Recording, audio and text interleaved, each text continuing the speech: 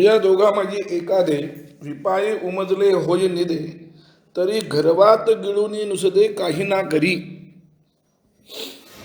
हे या ओळीवर काल आपण थोडंसं थांबलो होतो. पुन्हा एकदा त्या ओळीचं चिंतन बघूत आपण. जया दोघा माझी एकादे, या दोघा माझी म्हणजे प्रकृती आणि पुरुष या दोघांच्यापैकी एखादं, दोघे कुणी. त्यात असं आहे की चैतन्याची जर जागृती झाली तर प्रकृतीची झोप होते, आणि प्रकृतीची आणि जीव चैतन्याची झोप आणि प्रकृतीचा जागेपणा हे सगळं या ओबीमध्ये सांगतात.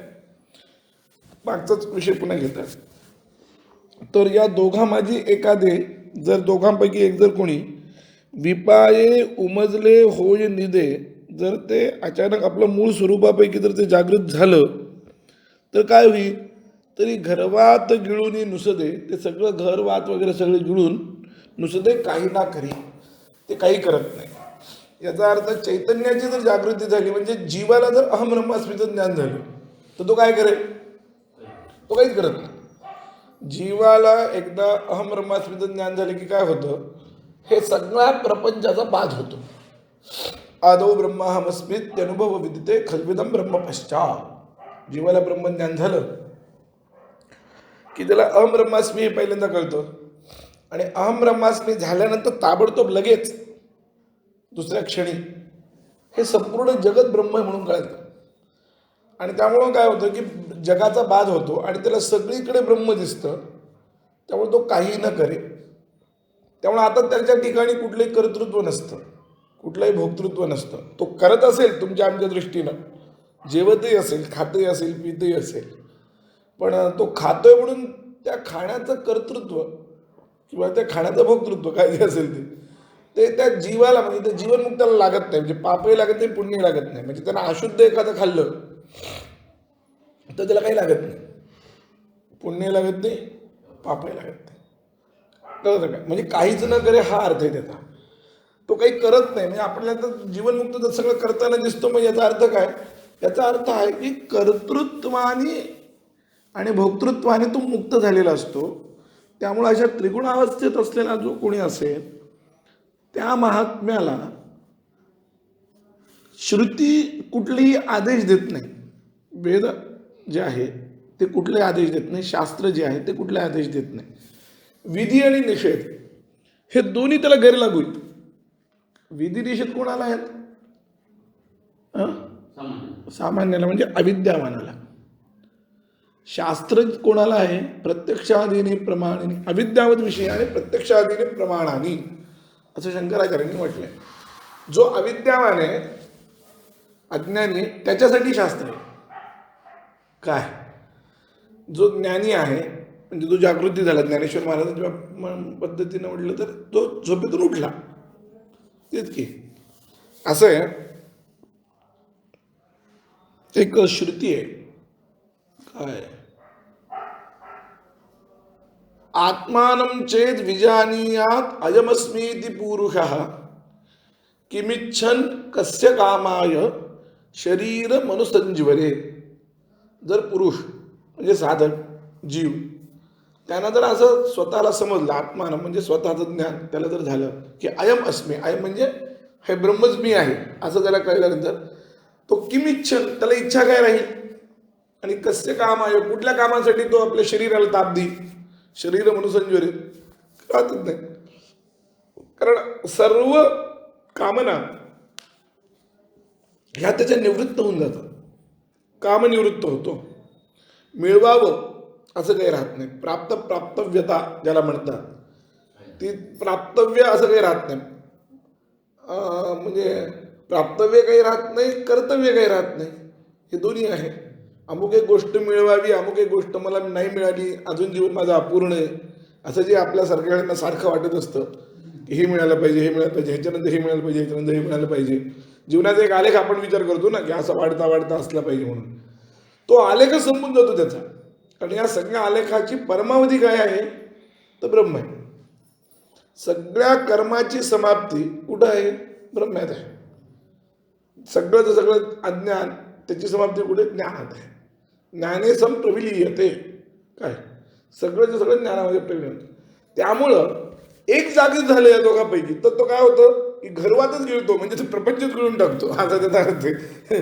कशी योनी आहे. आणि समजा उलट झालं, माया जागृत आहे तर ब्रह्म झोपलं तरी प्रपंच गिळला जातो या शब्दाचा अर्थ तो असा आहे की ते मायेच्या हिशोबाने चालतं ना, म्हणजे ब्रह्म्याचा प्रपंच गिळला जातो असा त्याचा अर्थ करायचा तिथं.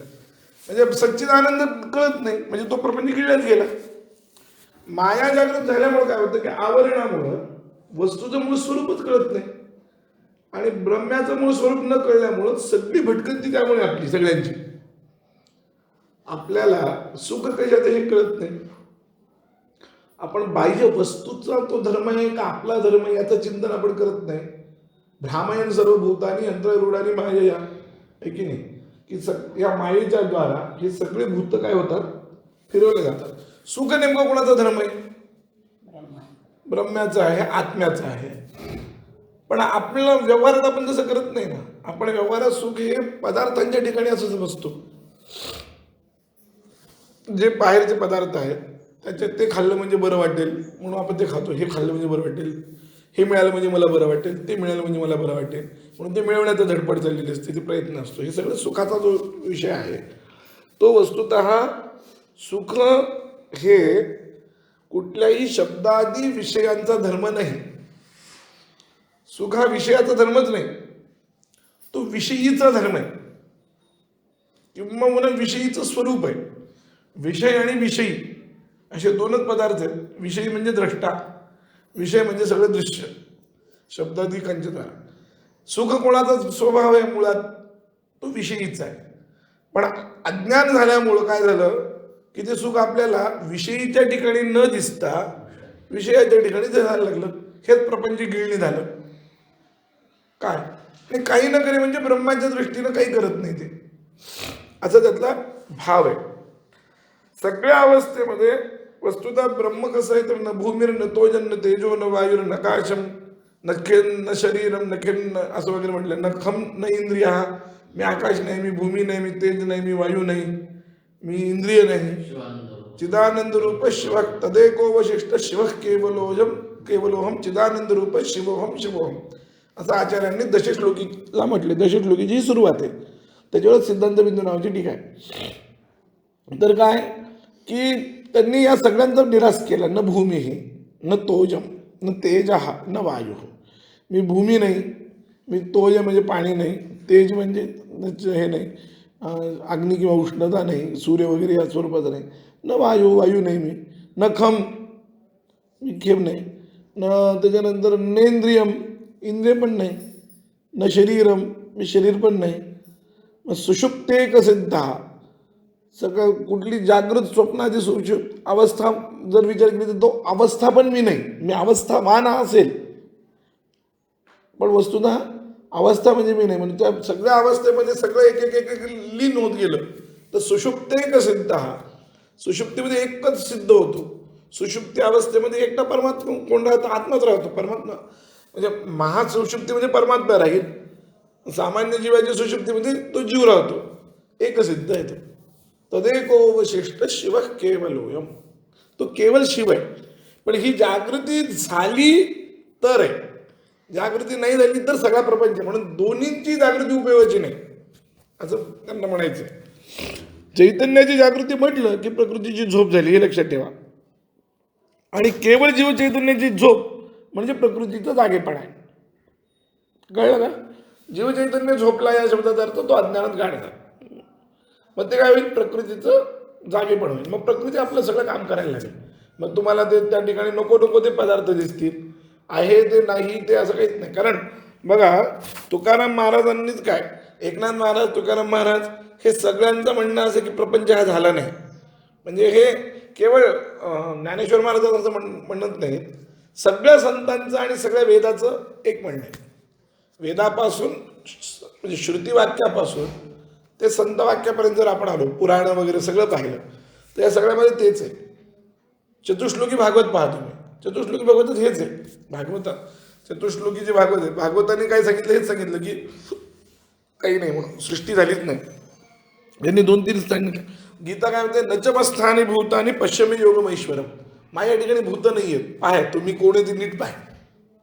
म्हणजे मस्तानी भूतानी नत्वहन तेषु ते मयी, असं म्हण आहे की मी त्यांच्यामध्ये नाही आहे, पण मी त्यांच्यात आहे पण ते माझ्यात नाही आहेत असं म्हणतो आहे की नाही. म्हणजे हे पण आहे, म्हणजे मस्तानी भूतानी तर सारखाच अर्थ झाला. म्हणजे हे जे सगळं आहे या सगळ्या वाक्यांचं जर चिंतन केलं तर काय सांगतं की प्रपंच झालाच नाही, हे त्याचं तात्पर्य आहे. ही सगळी वाक्य मिळून काय सांगतात, अजातवाद, आगाचे झालेचे नाही त्याची वार्ता बसू दे. ते सांगतात न झाला प्रपंच आहे ब्रह्म, तुकाराम महाराजांचा अभंग आहे. प्रपंच झालाच नाही, मग कोण आहे, मग दिसतं कोण, तो प्रपंच दिसत नाही, दिसतं कोण, तर ब्रह्म दिसतं. पण आपण झोपले असल्यामुळं, जीव झोपले असलेल्यामुळं, जीव अज्ञानात असल्यामुळे, म्हणून झोप या शब्दाचा अर्थ अज्ञान, तमाचं आवरण आपल्यावर पडलेलं आहे ना. अज्ञान हे तमाचं स्वरूप आहे. अंधकाराचं स्वरूप असलं म्हणजे, अंधकार असला म्हणजे असलेल्या वस्तू त्याच्यात दिसत नाही. तसं अज्ञानाचं आवरण पडल्यामुळं, पांघरण पडल्यामुळं असलेलं जे स्वरूप आहे ते आपल्याला दिसत नाही. त्यामुळं आपण हे सगळं खरं मानतो. स्वप्नही खरं मानतो की नाही आपण, स्वप्नही खरं मानतो, जागृत अवस्था तर खरी मानतोच हो, पण आपण स्वप्नालाही खरं मानतो. आणि स्वप्नाला खरं मानूनही पुष्कळ वेळ आपण घाबरतो, उठतो, सगळं होतं. म्हणजे जो पूर्णपणे मिथ्या आहे पण तो त्या स्वप्नासारखं. वस्तुतः गौडपादाचार्यांनी गौडपाद कारिकेमध्ये असं म्हटलं की जागृत अवस्थेत आणि स्वप्नावस्थेत फरक काय, असा प्रश्न विचारला त्यांनी. जागृत अवस्थेत आणि स्वप्नावस्थेत फरक काय, एवढंच. पण अल्पकाळ आपल्याला वाटतं, स्वप्नावस्थेत आपण ज्यावेळेस असतो तेव्हा आपल्याला वर्ष गेलं असंही दिसतं की नाही. काय स्वप्नातही जागृती होती की मी काशीत आहे म्हणून, तो भाग वेगळा. आता आपण वस्तुतः आपण परभणीमध्ये आहोत, हे जागृत अवस्थेत आहे, स्वप्नात काशीत आहोत, पण हे दोन्ही मिथ्याच आहे ना परमार्थिक दृष्ट्या. पारमार्थिक दृष्ट्या जर पाहायला गेलं तर आपण कुठे, परभणी काय, पृथ्वी काय, देश काय, वस्तुतः या सगळ्यात अधिष्ठान कोण आहे, ब्रह्म आहे. पण आपण तसं कुठं म्हणतो, जागृत अवस्थेत आपण परभणी, जागा, माझ्या घरी, तुमच्या घरी असंच बोलतो आपण. म्हणजे काय झालं, हा सगळा डोलारा जो आहे हा स्वप्नासारखाच झाला की नाही. हा ते तोच विषय चाललाय ना. म्हणजे याचा अर्थ काय की मुळात आपण जागीच नाही आहोत, ही वस्तुस्थिती. आपण झोपलेले म्हणजे सुषुप्तीमध्ये पण गेलो नाहीत आपण पूर्ण. हे म्हणून ते म्हणतात की वैतत्यम सर्व भावाना, सर्व भावना म्हणजे सगळ्या पदार्थांचं वैतथ्य, कसं म्हणजे स्वप्नावस्थेप्रमाणे. आणि म्हणून त्यांनी त्याच्यात मांडुक्य कार्यक्रम म्हणजे स्वप्नावस्था आणि जागृत अवस्था सारखी म्हणून सांगितलं. त्यांनी 2-3 गोष्टी सांगितल्या. आत्ता सांगितलं, स्वप्नावस्थेत भूक लागते, जागृत अवस्थेत भूक लागते.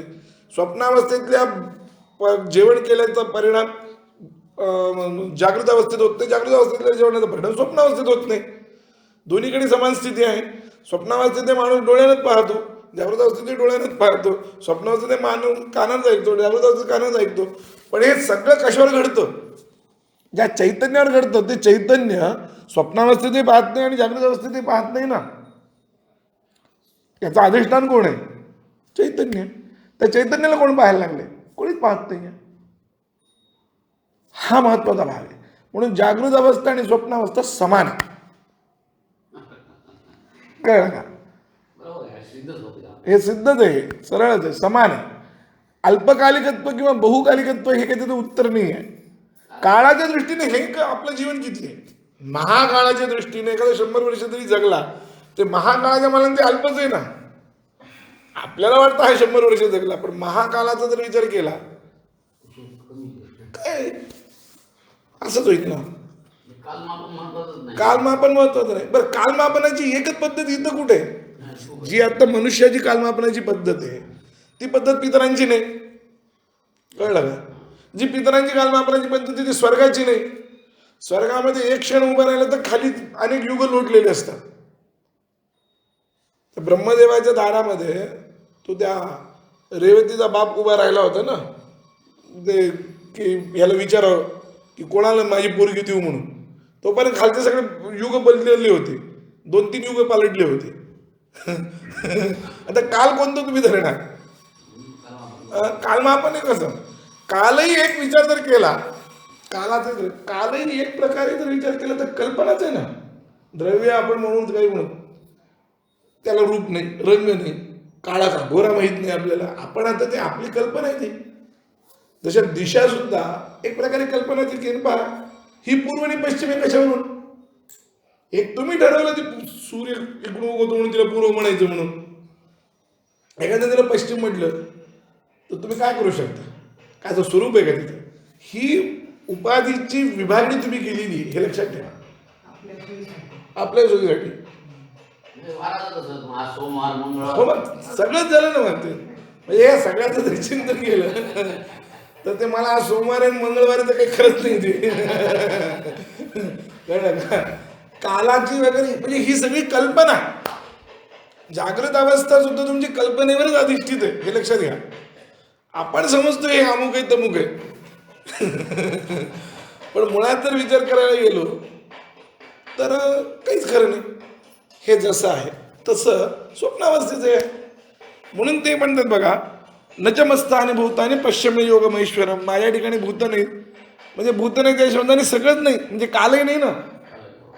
काल हा जो पदार्थ आहे, परमात्मा देशकालादी अनवच्छिन्न आहे ना.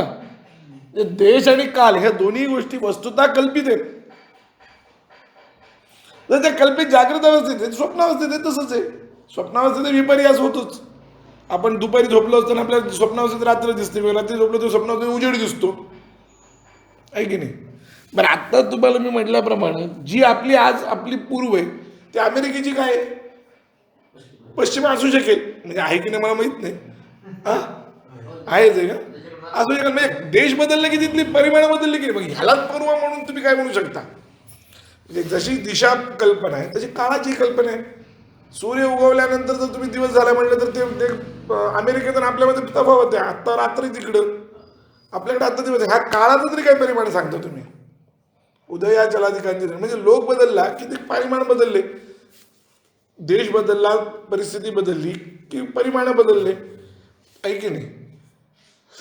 या सर्व दृष्टीने चिंतन करता हे परिमाण बदलले म्हणजे ह्या सगळ्या गोष्टी जर वस्तुस्थिती असली तर बदल झाला नसता हे लक्षात घ्या. सत्य असेल तर कधीच बदलणार नाही ना, सगळीकडे एकसारखंच असेल. सत्याचं स्वरूप केव्हा एकसारखं असतं, सत्य कधी सापेक्ष नसतो. आईन्स्टाईनने नेमका सापेक्षताचा सिद्धांत मांडलाय, म्हणजे त्याला सत्य कळलेलं ते हे लक्षात ठेवा कळलं का. सत्य हे कधी सापेक्ष नसतं. कुठल्याही अवस्थेत सत्य सत्य असतं, कुठल्याही अवस्थेत. त्याचा विचार केला तर पण ह्या सगळ्या वस्तू आपल्या आपल्या आपल्या अपेक्षेने बदलत चालल्यात. आपण कल्पना करतोय देशाची, काळाची वगैरे वगैरे, आपण आता वस्त्र अधिकांची सुद्धा आपली कल्पना बदलत गेल्या, राहणीमान आपलं बदलत गेलं. हे काय, हे सगळं कल्पितच आहे ना. पूर्वीच्या लोकांचं राहणीमान, आपल्या लोकांचं राहणीमान बदलत गेलं. हे काय, खाण्यापिण्याच्या कल्पना आपल्या बदलत गेल्या. म्हणजे आपण ज्याला सत्य समजून वागायलो ते काय नाहीच आहे. म्हणजे फार वेदांताची गरज नाही. तुम्ही याचंच नुसतं असं चिंतन केलं, ते अधिष्ठान अध्यास वगैरे सोडून द्या. सामान्य व्यवहाराचं जरी चिंतन आपण करायला लागलो तरी व्यवहार ज्याला आपण म्हणतोय, ज्याला खरं म्हणतोय, त्याचं जर आपण बघितलं तर सगळंच कल्पनेवरच आधारित आहे ना आपलं. बघा एक इतिहासाकडे थोडं लक्ष द्या की इंग्रजांच्या काळात, साधारणपणे इंग्रजांच्या काळाच्या सुरुवातीच्या काळात वकिलाला जास्त मान होता. त्या काळात जास्त लोक वकील व्हायचे, बुद्धिमान लोकांचा ओढा वकिलीचा. नंतर तो डॉक्टरीकडे गेला, नंतर आता इंजिनिअरिंगकडे गेला, आता तो पुढे CA कडे CS कडे चालला. आता हे काय हे चक्र, म्हणजे काय हे सगळ्या कल्पनाच नाही. हे सांगणं हुशार ते, म्हणजे डॉक्टर हुशार वकील मूर्ख असं थोडीच असतं कळलं का. पण ते या त्या गोष्टीचा आपल्यावर एक प्रभाव पडलेला असतो. म्हणून आपण त्या ह्या सगळीकडे जर आपण जर पाहायला लागलो तर आपल्या लक्षात एक गोष्ट येऊन जाईल की आपण आपलं जीवन हे कल्पनेवरच आधारित आहे, काही नाही. असं झालं तर असं होईल. त्यात बऱ्याच वेळा काय होतं की आपली कल्पना बऱ्यापैकी कधी कधी यशस्वी होण्याची शक्यता असते. म्हणून लोकांसारखं आपणही त्या लोंढ्यासारखं जातो. एखाद्या आपण मुलगा आपला इंजिनियर झाला पाहिजे, हा अट्टाहास का करतो आज, कारण इंजिनियरला आज पॅकेज चांगलं आहे म्हणून आपला तो अट्टाहास असतो की त्याला ते केलं पाहिजे. याचा अर्थ सगळे जे 100 पोरं जर झाले, ते 100चे 100 पोरं चांगले पॅकेज कमवतात असं थोडीच आहे. कल्पनाच आहे ना ती. कळलंय का? कल्पनेचं सुख जगलात ना, त्या कल्पनेसाठी ते इंजिनियर होतात. कल्पनेचं सगळं आहे की नाही. अर्थार्जन ही कल्पनाच आहे ना. मला काय म्हणायचं आहे, तुमचं संपूर्ण जीवनच एक कल्पना आहे. वेदांत काय सांगतात ते सांगायला की ही सगळी कल्पना आहे. वेदांत काय सांगायला लागले, वेदांताचे म्हणणे हेच आहे की बाबा रे हे सगळं कल्पना आहे. काय असो, काही कुठलीही कल्पना कल्पनाच आहे. सत्य हे केव्हाही कल्पनेच्या पलीकडे असतं. सत्य हे कल्पनेच्या पलीकडे असतं. ते देशकाल परिस्थितीच्याही पलीकडे जाऊन ते एकरूप असतं, कधीच बदलत नाही. म्हणून अमेरिकेतलं सत्य वेगळं आणि भारतातलं सत्य वेगळं असं होत नाही. जिथं तुम्ही सत्य बदललं म्हणता तिथं तुम्ही त्याला सापेक्षतेचे सिद्धांत करून काम केलेलं असतं. काळ बदलला, देश बदलला तरी भूक तुमची आहे की नाही. जगतातले काही पदार्थ जशाला तसे, माणसं बदलू, त्यांच्या संस्कृती बदलू द्या, त्यांच्या भाषा बदलू द्या, एक तुम्ही नुसतं एक टक्कन आहे, प्रत्येकाला भूक आहे. आहार, निद्रा, भयमैथुनंच ह्या 4 गोष्टी सगळ्या प्राण्यांना समान आहे. सामान्य मेदत पशुभीर नराणा. पशूंनी सारख्यात, माणसाने सारख्यात. अमेरिकेतला माणूस असला तरी त्याला या 4 गोष्टी नाही असं नाही. आपल्यातला आहे असलं तरी, विद्वान असला तरी नाही असं नाही, मूर्ख असला तरी नाही असं नाही. असा एक अनुगम जर विचार, हे या गोष्टी सत्य आहेत. हे जे शरीराचे काही धर्म आहेत याला जर आपण एक प्रकारे सत्य समजलं तर लक्षात येईल की हे सगळीकडे समान आहे. हे देशकाल परिस्थितीला भेदून सारखं आहे. देशकाल परिस्थिती म्हणजे खूप खूप समृद्धी म्हणून भूक लागत नाही असं नाही, आणि खूप आपत्ती आली म्हणून भूक लागत नाही असं नाही. देशकाल परिस्थिती या सर्वांना भेदून समान स्थिती राहणारे जे पदार्थ आहेत ते पदार्थ खरे. कळलं का? त्याचं म्हणून सत्य कधी सापेक्ष नाही. म्हणून धर्मोही तेषाम अधिको विशेष. धर्म म्हणा, ब्रह्म म्हणा, हे असं आहे की जे सगळ्या यांना भेदून सत्य राहणार आहे. म्हणून महाभारतामध्ये एक फार चांगला प्रश्न विचारला आहे. यक्ष प्रश्नामध्ये यक्षानं युधिष्ठिराला प्रश्न विचारला की किंस्वित आदित्यम उन्नयती. सूर्याला उगवायला कोण भाग पडतं? सूर्याला उगवायला कोण भाग पडतं? त्याचं उत्तर त्याने दिले ब्रह्म. तर ब्रह्मही नाही दिले, सत्य माझं उत्तर दिले. सत्य, सत्य हे त्याला उगवायला भाग पाडतं. सत्य म्हणजे ब्रह्म, दुसरं कोणी नाही, म्हणजे ब्रह्म. सत्यम का? तर त्याचं कारण ते एक वेगळ्या पद्धतीने म्हणजे चेतन आहे की नाही हा जरी मुद्दा सोडला, कुरुंदकरांसारखा एखादा माणूस आला आणि तुम्हाला ब्रह्म नावाचं चैतन्य नाही आहे, तर कुरुंदकरांसारखा माणूस आहे नैतिक मूल्य मानतो की नाही? कोणी असो, आजच्या याच्यामध्ये नैतिक मूल्य मानतात की नाही? नैतिक मूल्य हे देशकाल पलीकडे असतात. तसं सूर्यानं उगवणं हे एक नैतिकता आहे, एक नैतिक मूल्य आहे, विश्वाचं सत्य आहे ते, तो निसर्गाचा धर्म आहे.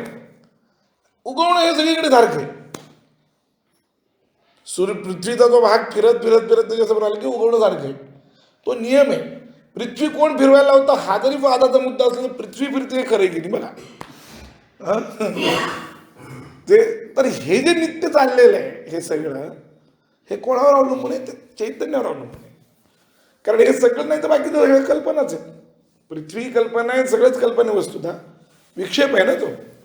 म्हणून त्यांनी सांगितलं की जया दोघा माझे एकादे विपाय उमजले होय निधे तरी गर्वात गिळून नुसते काही ना करी.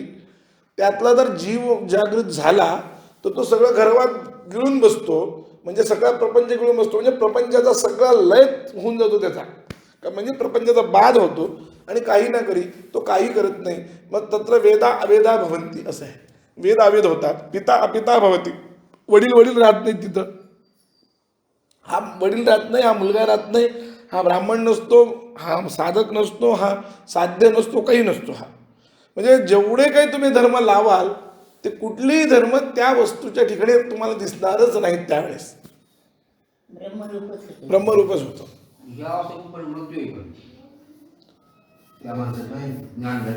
हो, मृत्यू आल्यानंतर देह सुटला एवढंच होईल, बाकी तो ब्रह्मरूप राहिलाच.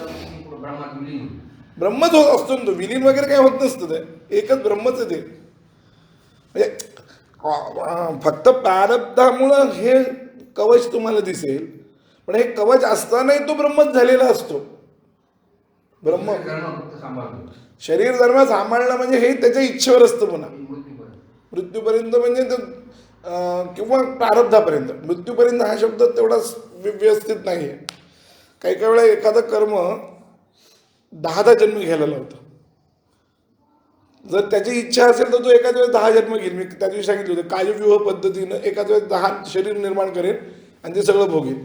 त्याचा जरी इच्छा नसेल तर मग तो त्या प्रारब्धानुसार तो ते नाही, जडभरताची गोष्ट वेगळी. जडभरत पूर्ण झाला नव्हता. पूर्ण झालेल्या माणसाला प्रारब्ध सुटत नाही, हे ह्यासाठी मी बोलायलो.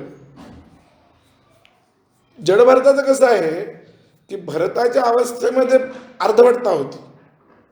त्याला जातीस्मरता आल्यामुळं, जातीस्मरण म्हणजे मागच्या जन्माचं स्मरण, त्यामुळं मृग जन्मामध्ये त्याला लक्षात आलं, तोच त्याला तसंच ते प्रारब्ध भोगलं. नंतर ब्राह्मण जन्मातून त्याला ज्यावेळेस गायत्रीचा उपदेश झाला तेव्हा जो ब्रह्ममय झाला. पण पहिल्यांदा तो चुकला होता ना. ते एका प्रारब्ध त्याचं 2 जन्मापर्यंत गेलं. कधी कधी असं 10 जन्मी होऊ शकतं, होईलच असं नाही. पण त्यातलं प्रारब्ध जर असेल तर तो 10 जन्म घेईल. म्हणून यावत संपादम, तोपर्यंत त्याचं संपाद म्हणजे प्रारब्ध जोपर्यंत आहे तोपर्यंत त्याचं शरीर वगैरे राहील. मुळात शरीरावर किंवा शरीर असण्यावर आणि शरीर नसण्यावर मुक्ती अवलंबूनच नाही. मुक्त ही अवस्था शरीराच्या असण्या नसण्यावर अवलंबून नाही.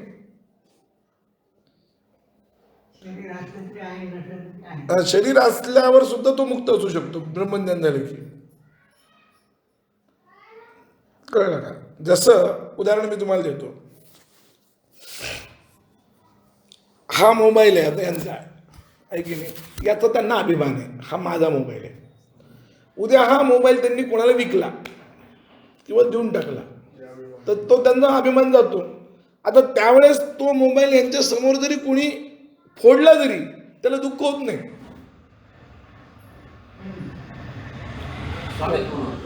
ते ममत्व गेलं ना, अभिमान गेला ना. आता काय झालं, हे ममत्व जाणं महत्वाचं. तसं शरीराचं, ते शरीर राहिलं का नाही राहिलं काय काही उपयोग नाही. जसं त्यांच्या समोर तरी मोबाईल फोडला तर ते म्हणजे मला काय करायचं, माझे पैसे मिळाले मला काय करायचं, तू तुझं काही करते मोबाईलचं, असंच होणार ना आपलं. म्हणजे सरळ व्यवहारामध्ये हे काय आहे, हे सरळ सरळ ममत्व गेल्या, म्हणजे ही एक अंश आहे तो.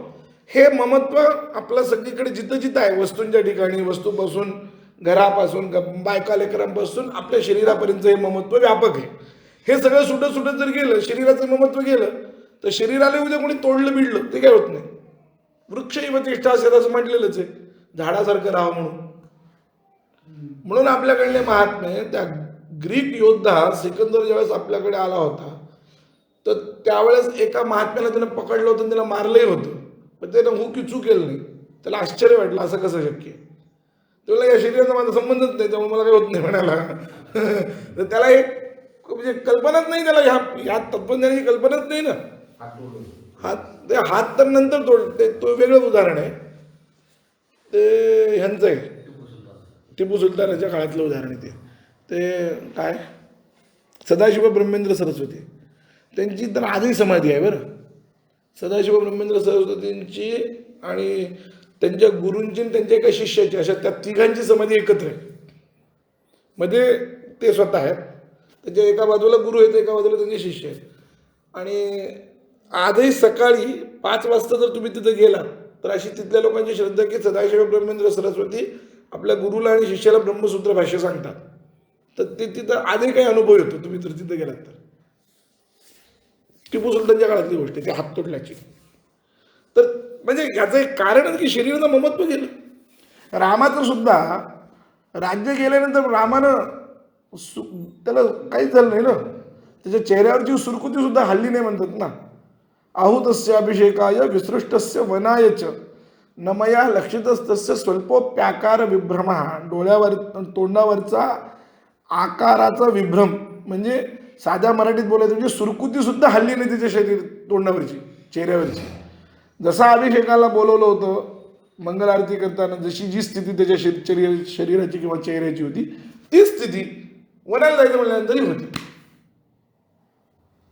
हे याचं ममत्वाचा, हे ममत्व हा अभिमान ज्यावेळेस सुटला तो हे सुटणं म्हणजेच अविद्येचा नाश आहे. बरं काही नाही, अविद्येचा नाश म्हणजे काय? ही अविद्या आहे, जे माझं नाही ते माझं आहे असं समजतो ना मी, हीच अविद्या, बाकी काय अविद्या. चार्वाकाचे हेच म्हणणं आहे, कळलं का? एवढा नास्तिक चार्वाक आहे, पण त्याचं तेच म्हणणं आहे की त्यांना उदाहरण असं दिलंय चार्वाकानं की माझा पोरगा आणि दुसरा पोरगा हे दोघं जर समजा मॅट्रिकला आहेत, तर बाजूचा पोरगा पास झाला आणि माझा पोरगा जर नापास झाला तर मला दुःख होतं, सुख होत नाही तो पास झाला म्हणून. काय का असं का होतं? कारण इथं माझं ममत्व आहे, तिथं माझं ममत्व नाही. हे ममत्व जर मी काढलं तर मला काही सुख दुःखाचं काही घेणं देणंच नाही ना. हे म्हणणं तर चार्वाकाचं पण आहे, अद्वैत वेदांतापर्यंत न्यायची गरज नाही. नास्तिकाचंही तेच म्हणणं आहे. आणि हेच अविद्या आहे की जे आपलं नाही आहे, नको तिथं आपण. आता मुलाला काही झालं तरी आपल्याला झालं असं आपण समजतो की नाही. अहमेव विकल सकलो वा, मुलाला काही झालं, बायकांना काही झालं किंवा घरच्या कोणाला काही झालं की मीच हे झालो असं समजतो. म्हणजे त्यांचे धर्म विनाकारण आपण आपल्यावर लादत राहतो. हे पुटं चढवत राहतो आपण एक एक एक एक एक. हे पुटं जेवढे तुमचे दूर होतील तितकं तुम्ही ममत्वापासून आणि अविद्येपासून दूर झाला. ज्या क्षणी या शरीराचंही ममत्व सुटेल, शरीराचं मनाचं, त्या क्षणी अविद्या नष्ट झाली. मग काय म्हणतो जीवनमुक्त झालं, म्हणजे प्रपंच गिळला त्यानं. जया जोगा माझी एखादी विपाय उमजले होई निदे, तरी गर्भात गिळून नुसते काही ना करी. तो काहीही करत नाही, शांत बसून राहतो. कारण त्याला वेदही कर म्हणून सांगू शकत नाही. पण तो करणारच नाही असं पण नाही, कारण त्यांना करायचं की नाही हे त्याच्या मनावर आहे, त्याची इच्छा. ज्याचा पिंड असेल तर तो काम करेल, पिंड नसेल तर काम करणार नाही. पण तो स्वतः काही करत नाही, एवढं मात्र खरं. करत आहे असं जरी दिसलं तरी करत नाही, हे पण आहे. जसं नावेतून जात असताना ते क्रिया नावेवर असते, पण आपल्या झाडं चालताना जसं दिसतात तसं या जीवनमुक्ताचं शरीर असतं. तो काम करतोय असं आपल्याला वाटतं, पण तो करत काही नाही. करून सुद्धा नाही करत. कळलं का? याचं मोठं उदाहरण श्रीकृष्णाचं चरित्र आहे. या सगळ्या गोष्टीचं करून सुद्धा तो म्हणतो ना, त्यांना अनेक वेळा सांगितलं की चातुर्वर्ण्य मया सृष्टं गुणकर्म विभागाच्या तस्य कर्तारमपि माम विद्धी अकर्तारम अव्ययम. मी त्याचा कर्तापणे समज आणि अकर्ताही समज म्हणला मला. म्हणजे मी निर्माण केलं तर मीच केलंय, नाही म्हणलं वाटत नाही केलंय असं तुम्ही म्हणजे कर्तृत्व करून सुद्धा मी अकर्ता असं त्याला सांगायचंय. भोगून सुद्धा अभोगता, करून सुद्धा अकर्ता, अशीच त्याची स्थिती होते. अवधूत चिंतन श्री गुरुदेव दत्त.